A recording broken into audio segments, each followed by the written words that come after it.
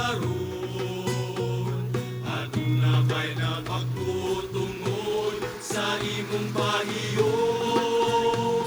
Aduna ba'y kabugat nga imong ipagaan karon? Ikaw ba ang larawan sa Kristo anong paglaom? Ang imong kinabuhi nga Kristohanon, may mga kauntanan, kaangayan buhaton.